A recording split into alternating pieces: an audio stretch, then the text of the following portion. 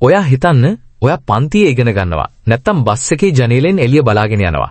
එහෙමත් නැත්තම් ඔයාගේ යාළුවෙක් ඔයා එක්ක වැදගත් දෙයක් ගැන කතා කර කර ඉන්නවා. ඔයාගේ ඇස් ඇරිලා තියෙන්නේ ඔයා එයාලා දිහා බලාගෙන ඉන්නේ. හැබැයි ඇත්තටම ඔයා ඉන්නේ එතන නෙවෙයි. ඔයා එකපාරටම මේ ලෝකෙන් ගැලවිලා වෙනමම ලෝකයකට යනවා.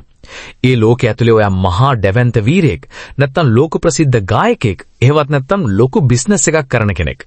ඔයාගේම ඔළුවේ ඇතුලේ ඔයා කතා හදාගෙන තනියම hina වෙනවා, තනියම දුක් වෙනවා, සමහර විට ඇස් වලට කඳුළුත් එනවා.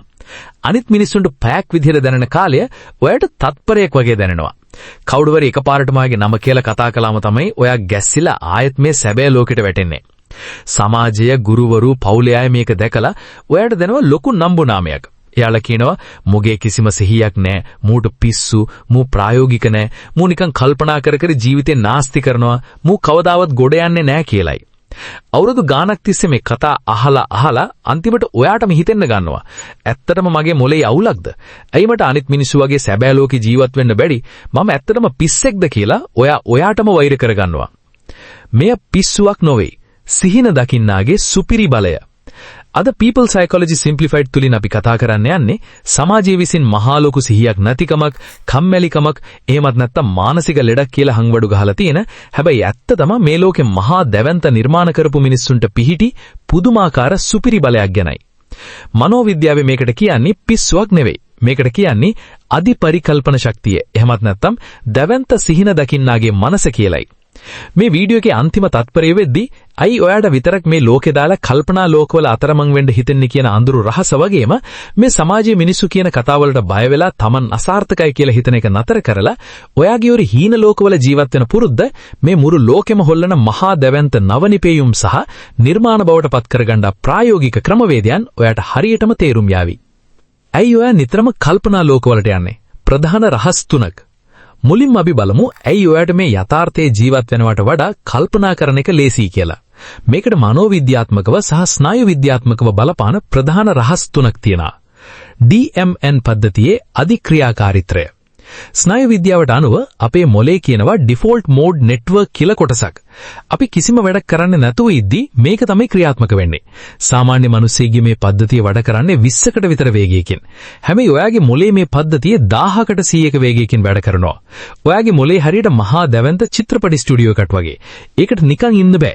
ඒක හැමතිස්සෙම අලුත් කතා, අලුත් ලෝක නිර්මාණය කරනවා. මේක ලෙඩක් නෙවෙයි. මේක අතිශය දුර්ලභ නිර්මාණාත්මක එන්ජිනක්. යථාර්ථයෙන් පලා යාමේ ආරක්ෂිත කලාපය. Escapism as a safe haven. ගොඩක් වෙලාවට ඔයාගේ සැබෑ ජීවිතය ඇතුලේ ලොකු වේදනාවක්, පීඩනයක්, තනිකමක් නැත්නම් කම්මැලිකමක් තියෙනවා. ඒ පීඩනය දරා ගන්න බැරි වුණාම ඔයාගේ මොලේ ඔයාව ආරක්ෂා කරන හදාගන්න සේෆ් zone එක තමයි ඔය කල්පනා ලෝකේ. එහෙදි ඔයාට දුකක් නැහැ. ඒ හැමදේම පාලනය කරන්නේ ඔයා. ඔයා හැංගෙන්නේ ජීවිතයට මුහුණ දෙන්න බැරුව නෙවෙයි. ඔයාගේ මොලය ඔයාව මානසිකව සුවපත් කරන්න නිසායි. ඩෝපමීන් මත යැපෙන ෆැන්ටසිය. යථාර්ථයේ ගොඩක් වෙලාවට හරිම සාමාන්‍යයි. කම්මැලි. හැබැයි ඔයාගේ පරිකල්පන ලෝකයේ ඇතුලේ හැමදේම මාරම ලස්සනයි. උද්වේග කරයි. ඒ නිසා මොලේ යථාර්ථයට වඩා අර ෆැන්ටසියෙන් ලැබෙන ඩෝපමීන් සතුට ගෙනෙන රසායනිකට ඇබ්බැහි වෙනවා. මේ බලයට බය වුණොත් සිදුවන මානසික විනාශයන් 3ක්. දැන් අපි බලමු මේ පරිකල්පනය කියන බලය සැබෑ ලෝකෙට ගෙනාවේ නැත්නම් ඔයාගේ ජීවිතය ඇතුලේ කොහොමද මහා ලොකු විනාශයක් වෙන්නේ කියලා. මනෝවිද්‍යාවේ මේකට කියන්නේ mal adaptive daydreaming කියලයි. ව්‍යාජ ජයග්‍රහණේ මායාව. illusion of achievement. ඔයාගේ ඔළුවේ ඇතුලේ ඔයා දැනටමත් ලොකු බිස්නස් එකක් කරලා, සල්ලි හම්බ කරලා, ලෝකෙම ජයගෙන ඉවරයි. ඒ නිසා සැබෑ ලෝකයේ වෙනුවේ මහන්සි වෙන්න ඔයාගේ මොලේට කිසිම උවමනාවක් නැහැ. මොලේ හිතන්නේ අපි දැනටමත් දිනලා ඉවරයි කියලා. අන්තිමට ඔයා අවුරුදු ගාණක් එකම තැන කිසිම ප්‍රගතියක් නැතුව හිර වෙනවා. සම්බන්ධතා සහ යථාර්ථයෙන් ඈත්වීම. disconnection from reality. ඔයාගේ ඔළුවේ ඇතුලේ ඉන්න මනංකල්පිත චරිත අතිශය පරිපූර්ණයි. ඒ නිසා සැබෑ ලෝකේ ඉන්න අඩුපාඩු තියෙන සාමාන්‍ය මිනිස්සු ආශ්‍රය කරන්න ඔයාට කම්මැලි. අන්තිමට ඔයා සැබෑ ලෝකෙන් සම්පූර්ණයෙන්ම කපා හැරිලා කාමරයකට වෙලා තනි වෙනවා. අදහස් සුසාන භූමිය. ඔයාට එන අදහස් වලින් මුළු ලෝකෙම වෙනස් කරන්න පුරවන්. හැබැයි ඔයා එකක්වත් කොලයක ලියන්නේ නැහැ, ක්‍රියාත්මක කරන්නේ නැහැ. ඔයා මැරිලා යද්දී ඔයාගේ අර මහා දැවැන්ත විශ්වයත් ඔයා එක්කම මැරිලා යනවා. ලෝකෙට කිසිම දෙයක් ඉතුරු වෙන්නේ නැහැ. ඉතිහාසයේ සිටි සිහින දකින්නන් මේ ලෝකෙ වෙනස් කලේ යථාර්ථයේ හිරවුණු මිනිස්සු නෙවෙයි, කල්පනා ලෝකවල ජීවත් වුණු මිනිස්සු. J.K. Rowling ලෝක ප්‍රසිද්ධ හැරි පොටර් කතාමාලාව අය ලිව්වේ කොහොමද? අය කෝච්චි එක යද්දි ජනේලෙන් එළිය බලාගෙන පැය ගාණක් කල්පනා ලෝකයක තනි වුණා. ඒ හීන ලෝකයේ ඇතුලේ අය දැක්ක මැජික් ලෝකය තමයි අද ලෝකෙම හොල්ලන මහා දැවෙන්ත බිලියන ගණනක ව්‍යාපාරයක් වෙලා තියෙන්නේ. අය ඒක හීනයක් විදිහට තියාගත්තේ නැහැ. අය ඒක කොලේක ලිව්වා. නිකෝලා ටෙස්ලා විදුලිය සම්බන්ධ ලෝකයේ දැවෙන්තම නවනිපියුම් කරපු ටෙස්ලා තමන්ගේ මැෂින් හදන්න කලින් ඒව 100%ක්ම තමන්ගේ ඔළුවේ ඇතුලේ කල්පනා ලෝකයක් විදිහට හැදුවා. එයාට කොලයක් පෑන කෝණ උනේ නැහැ. මුළු පරීක්ෂණයම කළේ එයාගේ පරිකල්පනය ඇතුලේ. මේ මිනිස්සු පිස්සු නෙවෙයි. මෙයාලා තමන්ගේ කල්පනා ලෝකය යථාර්ථයට අරගෙන ආපු දැවෙන්තයෝ. මේ දැවෙන්ත ආයුධයක් කරගන්නා පියවර 4ක්. එහෙනම් කොහොමද අපි මේ සිහියක් නැහැ කියලා සමාජයේ කියන ඔයාගේ මොළය මුළු ලෝකෙම හොල්ලන අලුත් දේවල් නිර්මාණය කරන ආයුධයක් බවට පත් කරගන්නේ? පළවෙනි පියවර පරිකල්පනය සඳහා කාලය වෙන් කිරීම. time boxing the dream. ඔයාට හීන දකින්න එක නවත්තන්න බෑ. ඒක නවත්තන්න ඕනත් නෑ. හැබැයි ඒකට වහලෙක් වෙන්න එපා.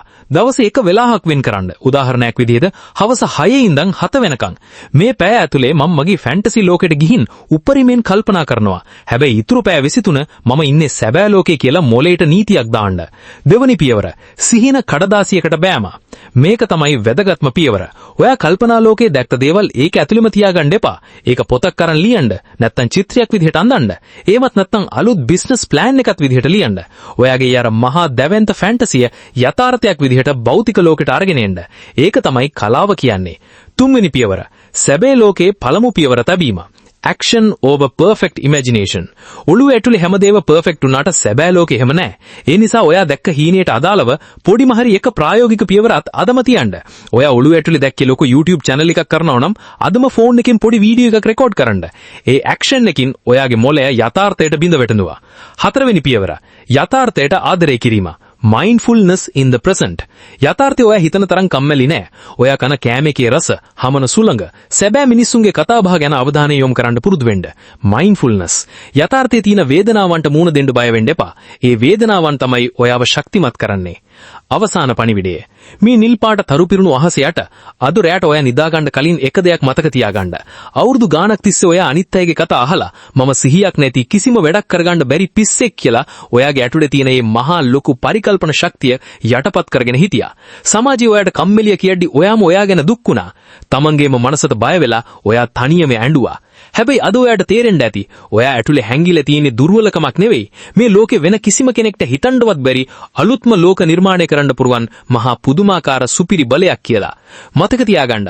ඔයා මේ ලෝකෙට ආවේ අනිත් අය වගේ සාමාන්‍ය විදිහට ඉඳලා සාමාන්‍ය විදිහට මැරෙන්න නෙවෙයි. ඔයා ආවේ වෙනස්ම ලෝකයක් මේ පොළොවට අරගෙන එන්න. කවුරු හරි ඔයාට සිහියක් නැහැ කියලා hina වෙනවනම් ඒ යාලට ඔයාගේ ඔළුව ඇතුලේ තියෙන මේ මහා දැවෙන්ත විශ්වය දකින්න තරම් බුද්ධියක් නැති නිසායි. ඒකට ඔයා දුක් වෙන්න ඕන නැහැ. මේ වීඩියෝ එකට පස්සේ ඔය අවුරුදු ගාණක් තිස්සේ හිර වෙලා හිටපු ඒ කල්පනා ලෝකයේ හිරගෙදරින් සම්පූර්ණයෙන්ම නිදහස් වෙලා තමන්ගේ මහා දැවෙන්ත හීන යථාර්ථයක් බවට පත් කරලා මුළු ලෝකෙම හොල්ලන්න පුරුවන් ප්‍රායෝගික නිර්මාණකරුවෙක් වෙන්න ඔයාට අලුත් හයියක් ලැබෙන්න ඇති කියලා මම විශ්වාස කරනවා. ඔබේ අත්දැකීම් සහ ඔබගේ කල්පනා ලෝකය ගැන පහලින් කමෙන්ට් කරන්න. එය මම අසාර්ථකයි කියලා සිතන තවත් කෙනෙකුට ලොකු ආලෝකයක් වේවි. අපේ සබ්ස්ක්‍රයිබර්ස්ලා 20000ක් පැනලා ඉන්න මේ බුද්ධිමත් පවුලට අදම එකතු වෙන්න. ජීවිතයේ යථාර්ථය තේරුම් ගන්න, මනස සුවපත් කරගන්න අපේ People's Psychology Simplified channel එක subscribe කරන්න. මම ඔබේ සහායකයා. ඊළඟ වීඩියෝ එකෙන් නැවත හමු වෙමු. සුබ දවසක්.